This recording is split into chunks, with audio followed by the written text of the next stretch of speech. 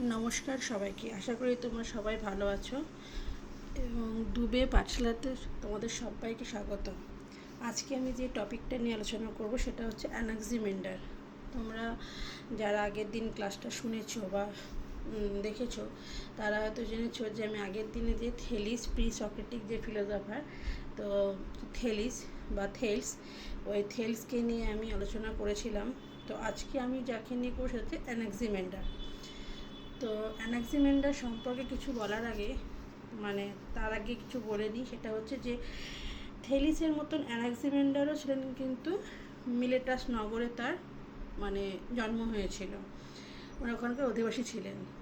তার অ্যানাক্সিমেন্ডারের জন্ম হয়েছিল আনুমানিক 611 খ্রিস্টপূর্বাব্দে এবং তার মৃত্যু হয়েছিল আনুমানিক 547 খ্রিস্টপূর্বাব্দে। এবং এটা মনে করা হয় যে অ্যানাক্সিমেন্ডার সম্ভবত থেলসের শিষ্য ছিলেন এবং থেলসের যে তত্ত্বদর্শন তার সঙ্গে উনি অ্যানাক্সিমেন্ডার খুব পরিচিত ছিলেন। যদিও যতই ওনাকে থেলসের শিষ্য বলে ভাবা হোক না কেন, তবুও অ্যানাক্সিমেন্ডার কিন্তু থেলসের দার্শনিক যে মতবাদ সেটাকে পুরোপুরিভাবে গ্রহণ করতে পারেননি। কারণ অ্যানাক্সিমেন্ডারের যে দর্শন চিন্তা সেটা ছিল মৌলিক, অর্থাৎ অরিজিনাল এবং সাহসী টাইপের। এছাড়াও অ্যানাক্সিমেন্ডারের যে কি বলবো, যে বিশেষ দক্ষতা বা যে থাকে সেটা ছিল হচ্ছে applied science, cosmology, geographical knowledge, astronomy and biology, অর্থাৎ ওই ফলিত বিজ্ঞান যেটাকে আমরা বলি অ্যাপ্লাইড সায়েন্সকে, বিশ্বতত্ত্ব অর্থাৎ কসমোলজি, ভৌগোলিক বিদ্যা, জ্যোতির্বিজ্ঞান, জীবনবিদ্যা, এইসব বিষয়ে অ্যানাক্সিমেন্ডারের কিন্তু বিশেষ অনুরাগ ও দক্ষতা ছিল। এবং তার সম্পর্কে অনেক শোনা যায় যে তিনি তৎকালীন বিবরণ থেকে যে জানতে পারি আমরা বিবরণ থেকে, সেটা হচ্ছে যে সেই সময়ে যে সময় যে গণনা করবে, তো সেই উদ্দেশ্যে তিনি একটি ঘড়ির ঘড়ি বলতে সূর্য ঘড়ি বা যেটাকে ইংলিশে বলা হয় সানডায়াল, একটা এমন রচনা করেন। তো যেটা তার যে প্রযুক্তিবিদ্যা, যে জ্যোতির্বিদ্যার যে ক্ষমতাটা আছে সেইটা ও তাতে তিনি কতটা দক্ষ ছিলেন তার পুরোপুরি পরিচয় কিন্তু সেই সূর্য ঘড়ি রচনা করাতে তার পাওয়া যায়।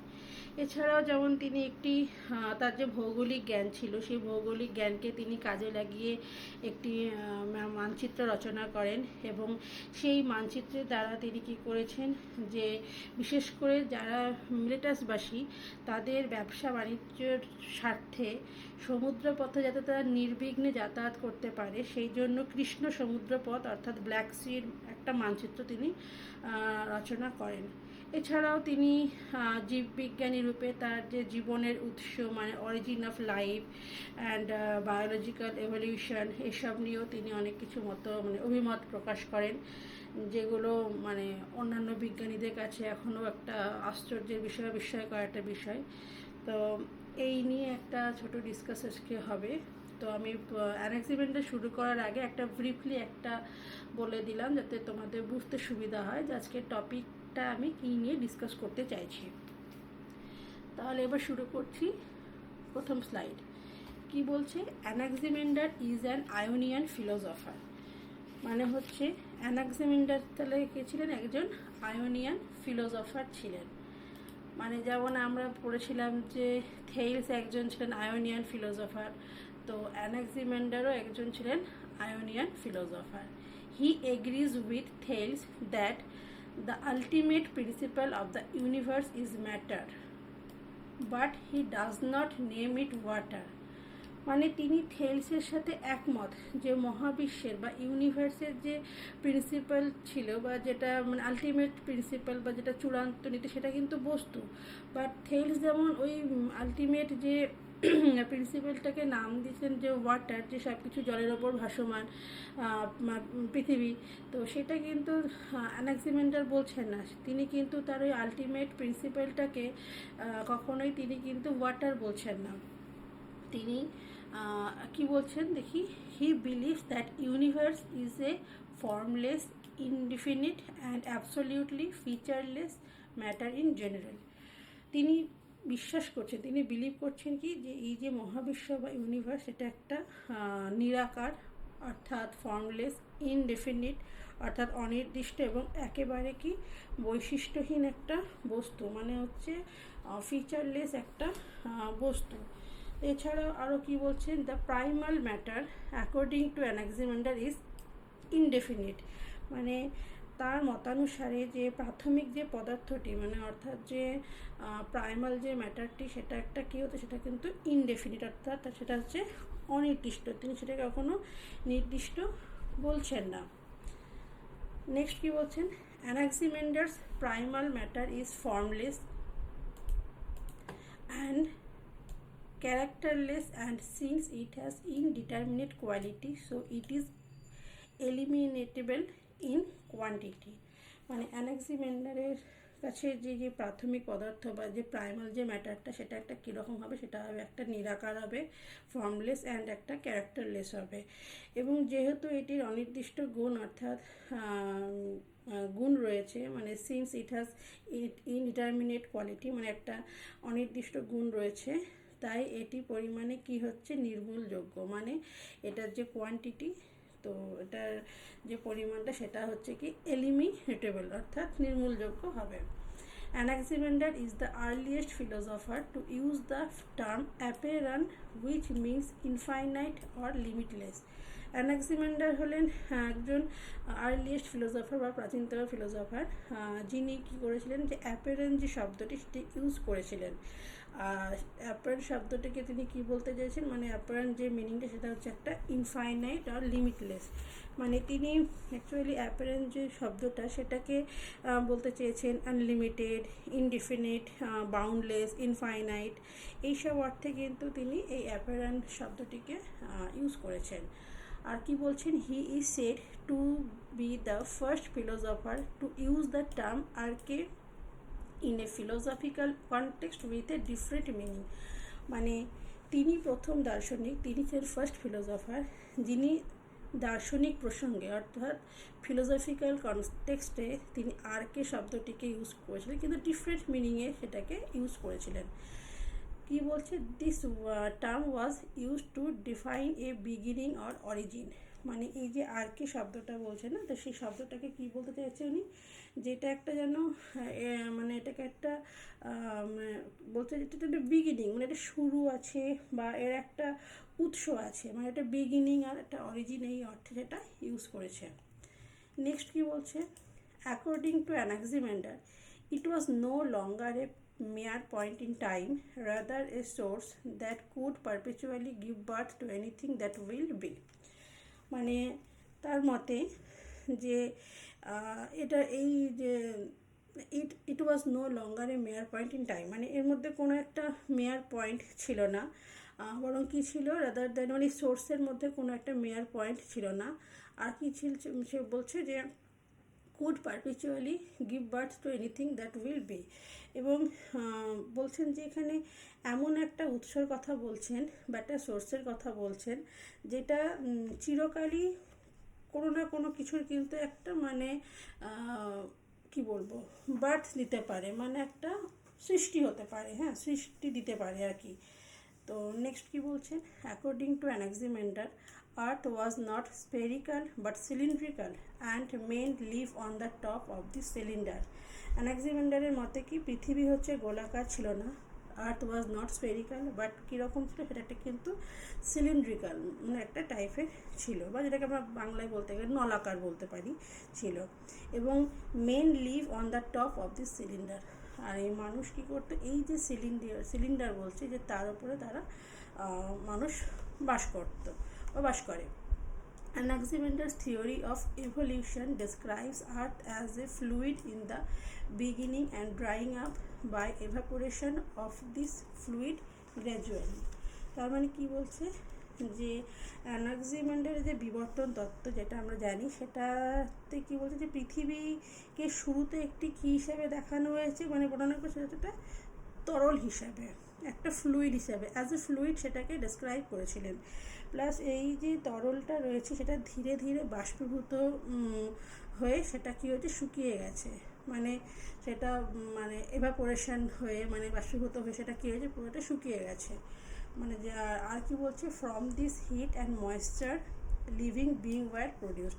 এই যে তাপ ও আর্দ্রতা এখান থেকে যেন জীবের উৎপন্ন হতো, উৎপন্ন আর কি হয় আর কি।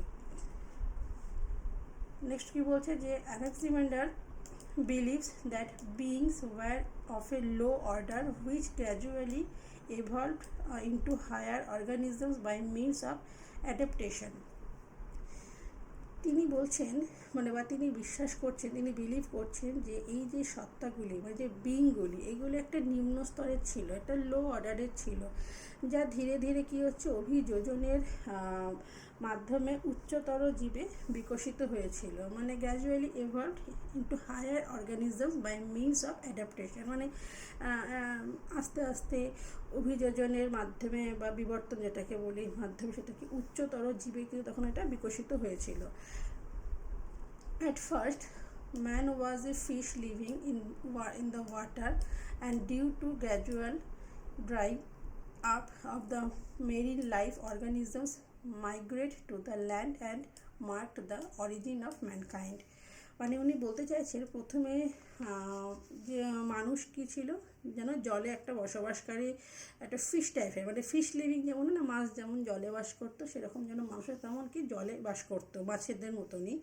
এবং ধীরে ধীরে যে বললাম যে তার যে জীব বিবর্তন যেটা রয়েছে থিওরি অফ এভলিউশন যে রয়েছে সেই তত্ত্ব অনুসারে, তো প্রথমে যেন মানুষ কি ছিল যে মানে মাছের মতনই তারা জলে বসবাস করতো এবং ধীরে ধীরে শুকিয়ে যাওয়ার ফলে সামুদ্রিক প্রাণীরা ভূমিতে চলে যায় এবং মানব জাতির উৎপত্তি চিহ্নিত করে। মানে ঠিক ওই যে বিবর্তন যেমনভাবে হয় প্রথমে জল থেকে শুকিয়ে গিয়ে এতে এইভাবে আস্তে আস্তে তখন তারা কি মানুষে রূপান্তরিত হচ্ছে আর কি, একটা মানব জাতির উৎপত্তি হচ্ছে।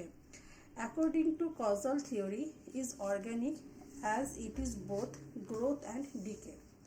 কি বলছে causal theory is organic as it is both growth and decay, মানে তার যে কার্যকরণ তত্ত্ব অ্যানাক্সিমেন্ডারের যে কজাল থিওরি রয়েছে সেটা একটা অর্গ্যানিক জৈব, কারণ কি বিকজ এটা একটা এর বৃদ্ধি এবং ক্ষয় মানে এর গ্রোথও আছে প্লাস একটা ডিকেও আছে, মানে দুটোই রয়েছে। তাহলে আমরা কি বুঝলাম যে অ্যানাক্সিমেন্ডারের যে ওনার মতে হচ্ছে যে কি বলবো জগতের যে মেন যে মূল যে পদার্থটা মানে প্রাইমাল যে ম্যাটারটা সেটা কি হবে, সেটা একটা হবে আকারহীন, অনির্দিষ্ট, চূড়ান্তভাবে বৈশিষ্ট্যহীন এবং সেটা যেন সমুদয় পদার্থের মধ্যে সাধারণভাবে কিন্তু উপস্থিত একটা পদার্থ। আরও কি বলছেন যে মানে অর্থাৎ উনি কি বলছেন যে উনি কিন্তু এই জগতের মূল পদার্থকে এক কথায় নিরাকার ও অনির্দিষ্ট বলছেন। আর তার উনি এটাও বলছেন যে যে মৌল পদার্থগুলো সেগুলো কিন্তু নির্গুণ ও অসীম হবে। নির্গুণ মানে এই অর্থে বলছেন মানে ধরছেন যে নির্দিষ্টভাবে কোনো ধর্ম নেই, মানে লোহার যা গুণধর্ম, জলের যে গুণধর্ম বা মাটির যে গুণধর্ম সেটা কিন্তু নেই, যেটা আছে সেটা কিন্তু নির্বিশেষভাবে সব পদার্থের গুণধর্ম অর্থাৎ যেটা মৌল পদার্থ সেটা কিন্তু প্রচ্ছন্নভাবে সর্বগুণের আকর হবে। প্লাস তিনি এটাও বলছেন যে মৌল যে পদার্থটা মানে প্রাইমাল যে ম্যাটারটা সেটা আবার কিন্তু অসীম। অসীম কোন অর্থে, কারণ সেটা একটা অসীম দেশে তার ব্যাপ্তি, ইনফাইনাইট স্পেসে তার একটা ব্যাপ্তি, এটা বলছে এই অর্থে কারণ হচ্ছে মৌল পদার্থ যদি সসীম হয়, প্রাইমাল ম্যাটার যদি সসীম হয় তাহলে কি হবে অনাদিকাল থেকে আজ অবধি নিরন্তর জগতের সৃষ্টি ও ধ্বংস যে লীলা চলছে তাতে কিন্তু সেটা শেষ হয়ে যেত। কিন্তু জগতের নিরন্তর সৃষ্টি ও ধ্বংস যখন এখনও অব্যাহত আছে তাহলে কিন্তু কখনো সেটাকে সসীম বলা যাবে না, মানে সসীম হলে কি সেটা একটা লিমিটেড হয়ে যাবে, মানে সেটা যখন শেষ হয়ে যেতে পারে, কিন্তু যেহেতু এটা অসীম তাই জন্য কিন্তু এটা শেষ নেই, এখনও অব্যাহত চলছে, তাই জন্য এটা কী বলা হচ্ছে অসীম বলা হচ্ছে আর একটা অনন্ত বলা হচ্ছে।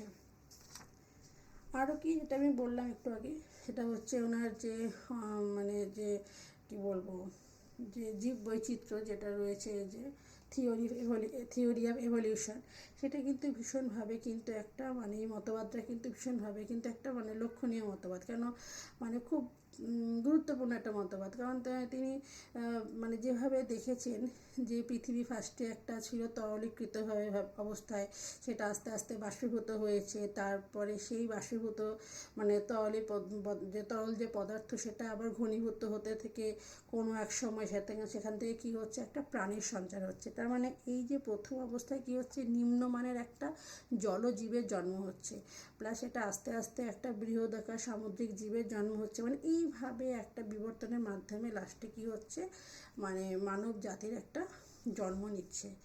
তো এই ছিল হচ্ছে আজকে আমাদের অ্যানাক্সিমেন্ডারের একটা ছোট ক্লাস। তো অ্যানাক্সিমেন্ডার সম্পর্কে সেরকম বড় কিছু নেই, তবে যেটুকু দেওয়া আজকে বলা হলো এটাই এনাফ পরীক্ষার জন্য। এটা যদি ভালো করে তোমরা পড়ো, তোমরা এখান থেকেই পেরে যাবে। কিন্তু হ্যাঁ, কনসেপ্ট ক্লিয়ার থাকতে হবে, কেন এখন আর আগের মতন সে ডিরেক্ট কোশ্চেন দেয় না যে একটা লাইন তুলে দিয়ে দিল সেরকম। কিন্তু তোমার কনসেপ্টটা যদি ক্লিয়ার থাকে তাহলে তোমরা বুঝতে পারবে যে এটা অ্যানাক্সিমেন্ডার থেকে দিয়েছে বা এটা থেলিস থেকেই দিয়েছে। তো আজকের মতন মানে এই অ্যানাক্সিমেন্ডারের ক্লাসটা এখানেই শেষ হচ্ছে। তবে যারা আগের দিনের ক্লাসটা দেখোনি, কেন প্রি সক্রেটিক ফিলোসফারদের মতো তো থেলসও রয়েছেন, তো যারা আগের দিনের ক্লাসটা শোনোনি বা দেখোনি, তো সেই ক্লাসের যে লিঙ্কটা, সেই ক্লাসের লিঙ্ক আমি আজকের ক্লাসের ডেসক্রিপশন বক্সে আমি সেই লিঙ্কটা শেয়ার করে দেবো। তোমরা অবশ্যই সেই লিঙ্কটাতে গিয়ে থেলসের ক্লাসটা অবশ্যই দেখো। অবশ্যই বাকি ক্লাসগুলোও দেখবে, কিন্তু আমি এই সিরিজে বলছি যে থেলসটাও তোমরা দেখে নিও। তো এই ছিল তোমাদের ক্লাস আজকে। তোমরা অবশ্যই কমেন্ট সেকশনে জানাবে যে তোমাদের আজকে ক্লাসটা কেমন লাগলো। যদি তোমাদের ক্লাসটা ভালো লেগে থাকে তাহলে অবশ্যই তোমরা কমেন্ট করে জানাবে, আর বেশি বেশি করে লাইক দেবে। আর এটাও জানাবে যে তোমরা কমেন্ট করে যে তোমরা এর পরবর্তী কোন টপিকের ওপর চাইছো। যেমন আমি এখন অ্যানাক্সিমেন্ডার করালাম, আগের দিন থেলস করেছি, পরে এরকম সিরিজ ধরে আমি করাবো বা আরও টপিকের ওপরও আমি করাবো। কিন্তু তাও তোমাদের যে কী তোমরা চাইছো সেটাও তোমরা কিন্তু অবশ্যই মেনশন করে দিও। আর যদি তোমাদের ক্লাসটা ভালো লেগে থাকে তাহলে অবশ্যই তোমরা চ্যানেলটিকে সাবস্ক্রাইব করে দিও, যাতে আমি পরবর্তী যখনই আমি কোনো মানে ক্লাস নিই, সেটা লাইভ হোক বা এরকম রেকর্ডেড ক্লাস হোক, তাই তোমরা সেই নোটিফিকেশানটা পেয়ে যাও। এবং আমি প্রথমেই বলেছিলাম যে আমার এই চ্যানেলটাতে একটা মক টেস্টের থাকবে। তো মক টেস্ট দেখো, তোমরা যদি অ্যাক্টিভ না থাকো তাহলে আমি কি করে বুঝবো যে তোমরা সেই মক টেস্টে মানে পার্টিসিপেট করতে চাও। এরকম হতেই পারে যে আমি একটা রেকর্ডেড ক্লাস করলাম, মক টেস্ট দিয়ে দিলাম, হয়ে গেল। কিন্তু লাইভ ক্লাস থাকলে হতে কি মানে সব থেকে ভালো কি যে তোমরা সঙ্গে সঙ্গে অ্যান্সারটা বলতে পারছো, বা তোমাদের কোথায় ভুল ভ্রান্তি হতো সেটা আমি ধরতে পারছি। কিন্তু রেকর্ডেড ক্লাসে কি হচ্ছে, আমি আমার মতন ক্লাস করে গেলাম, বলে গেলাম, তোমরা জাস্ট দেখলে হলো, ওর থেকেও তোমরা সুবিধা পাচ্ছ। বাট এই ক্ষেত্রের জন্য হচ্ছে, তো তোমরা সবসময় একটা অ্যাক্টিভ থাকার চেষ্টা করো এবং চ্যানেলটিকে তোমরা অবশ্যই সাবস্ক্রাইব করো। আর অবশ্যই মতামত জানিও যে কেমন লাগলো, ভালো লাগলেও বলো, খারাপ লাগলেও বলো। যদি কোনো ব্যাপারে মনে হয় যে না আমি হয়তো জায়গাটা ঠিক মানে বোঝাতে পারিনি, তাহলে অবশ্যই আমি সেটাকে আরও ভালো করে বুঝিয়ে দেবো। আমি দরকার পড়লে যদি অ্যানাক্সিমেন্ডার দিয়েই বলছি আমি, তাহলে আমি সেই অ্যানাক্সিমেন্ডারের ওপরে আমি আরেকটা ক্লাস তোমাদেরকে প্রোভাইড করব, যেখানে তোমাদের যা যা ডাউট আছে সেটা আমি পুরো ক্লিয়ার করব। আমি অবশ্যই চাই যে তোমাদের যাতে কোনো ডাউট না থাকে, তোমরা যাতে প্রপারলি তৈরি হয়ে যেতে পারো। তো তোমরা অবশ্যই চ্যানেলটিকে সাবস্ক্রাইব করে দাও যাতে তোমাদের সুবিধা হয়। তো আজকের ক্লাসটা এই পর্যন্তই। তো দেখা হবে পরের ভিডিওতে অন্য কোনো টপিক নিয়ে। আর আমি অবশ্যই এমসিকিউ এর পার্ট আমি মাঝখানে কিছুদিন একটু অফ ছিল, যেহেতু আমি এদিকে একটু বিজি হয়ে গেছি মানে এইসব সাবজেক্টিভের ব্যাপারে। তো ওই এমসিকিউ টপিকটা আমি নিয়ে আসবো। তো তাহলে আজকে ক্লাসটা আমি এখানেই শেষ করছি। তোমরা কী বলবো, তোমরা কমেন্ট করে আমাকে অবশ্যই জানাবে এবং চ্যানেলটিকে সাবস্ক্রাইব করে দেবে। দেখা হবে পরের ভিডিওতে। আশা করি তোমরা সবাই ভালো থাকবে। Good night.